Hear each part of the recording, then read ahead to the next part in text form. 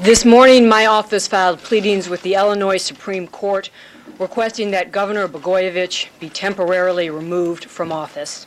The Attorney General of Illinois asks the court to force Governor Blagojevich to step aside, even as the state legislature prepares to begin impeachment proceedings. We'll talk about this latest development. I'm Sam Donaldson in Washington. And I'm Rick Klein in Washington. The auto bailout bill fails in the Senate. All eyes turn now to the Bush administration and just maybe to the president-elect about what happens next. All that and more today on Politics Live.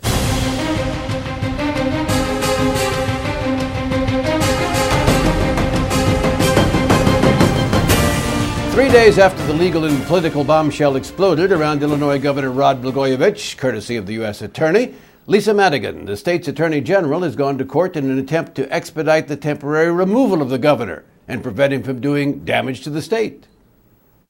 We have asked that the Illinois Supreme Court declare that he is prevented from filling the U.S. Senate vacancy, acting on legislation, directing contracts, directing the activities of the Illinois State Finance Authority, directing the activities of the Toll Highway Authority, and directing the disbursement of state funds. I have asked the Supreme Court to appoint the Lieutenant Governor as the acting governor pursuant to the Succession Act. Let me note that the Illinois Supreme Court has discretion as to whether or not to hear this case. I would hope that in light of these extraordinary and unprecedented circumstances, the court will provide the people of the state an opportunity to present their case.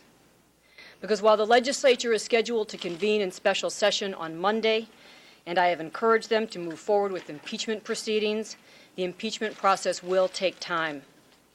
In the interim, state government is paralyzed by a governor who is incapable of governing. Clearly, Rick, the Attorney General is afraid the governor might attempt to exercise his current legal power, which would produce a pretty kettle of fish. Would it ever? As of now, Rod Blagojevich still has the power to appoint the next U.S. Senator from Illinois. The very thing that's at issue in the criminal charges filed against him earlier this week, he still can do that because he is still the governor of the state of Illinois. Now, just within the last hour or so, his chief of staff, John Harris, who is also named in the criminal complaint, resigned. And the pressure is building on Governor Blagojevich to go. But that decision remains his and his alone. This is an attempt at an end around, or basically a short-circuiting of a Byzantine political process that would involve impeachment and would take weeks or maybe even months. This would make things happen a lot faster if the Illinois Supreme Court decides to take this up. That's right. First of all, the court has to decide to take it up. That's not certain, but perhaps it will. Then the Attorney General made clear the court might ask for pleadings from both sides. That could take several days. In other words, that process isn't automatic. It's like Monday morning, Blagojevich is no longer there. Well, if in fact he's removed one way or the other, Pat Quinn, who's the lieutenant governor who was reelected in 2006, would take office, and Pat Quinn, he would then be able to appoint a Senate successor. That's right, although there's a lot of pressure on Democrats to allow a special election at this point. Pat Quinn, of course, reelected as Governor Blagojevich's running mate. Although they didn't run together in the primaries, they do run together in the general election, so there's some connection there at least, although no implication of Lieutenant Governor Quinn in the current scandal that we're talking about with Governor Blagojevich. But the Republicans would like to see a special election instead. I think a lot of the maneuvering going on right now is about pressuring the governor, though, to go. To make this happen as quickly and cleanly as possible, President-elect Obama, the entire Senate Democratic caucus, the chairman of the Democratic National Committee, Howard Dean, a range of Democrats and certainly lots of Republicans saying that Governor Blagojevich has to go. He seems to be the last one left. I don't know of a single politician in Illinois or elsewhere who is defending Governor Blagojevich at this point, Sam. All right, let's talk about why he doesn't go. I mean, it's a possible that he says, I'm not guilty, and he isn't guilty. And, of course, until a jury should so decide, he's not legally guilty of anything. But let's set that aside for a moment.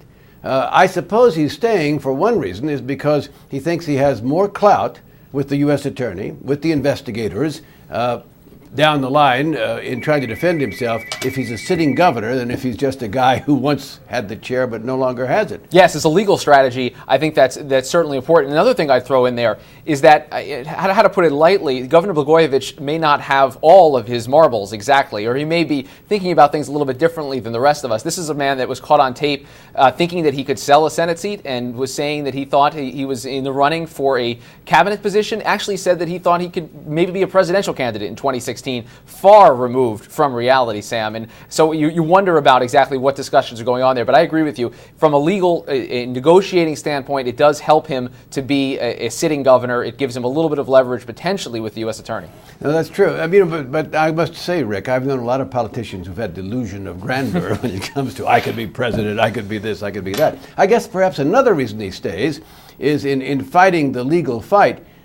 He has a little leverage perhaps by saying, now just a moment here, if we can't work some things out, as governor, I can do some things, just what the Attorney General suggested. I still have the power to do this, that, and the other. So treat me with a little more gentleness. That's right. Well, one thing he can do, even, and this is the conspiracy theorists out there talking about, he could appoint himself to the Senate and put up another legal battle. He'd never take the seat. I mean, Harry Reid in the Senate and the rest of the senators, Democrats and Republicans, have made clear, and the Senate is the judge of its own rules, and in this respect, I believe, would never seat him. Oh, that's almost certainly the case. Anyone he would name at this point would be so tainted by this scandal that it would be impossible. There's no way that he names an ex-senator from Illinois, barring all of this being dropped and say, whoops, we got the wrong guy. This is all a big mistake. There's no way that this is going to get cleared that quickly. But that's really why Democrats are maneuvering like this. They need to clear the air there for political reasons. The scandal is widening to implicate members of Barack Obama's inner circle. It is a bad distraction for everyone involved. The people of Illinois certainly want to move on. The political and Democratic leaders in Illinois certainly want to move on. So that's why we have this extraordinary move by the Attorney General, herself a potential Senate candidate, mind you, Sam,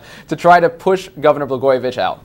Yeah, but Blagojevich made clear that he was putting her on his list for Senate candidate just to pressure some of the other candidates to come forward with the cash, with the money. I could appoint her, you know. All right, coming up, Senate Republicans scuttle help for the auto industry. The Republican president steps in to save the day.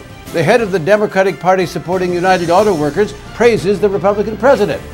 Yes, indeed, politics do make strange bedfellows when Politics Live returns.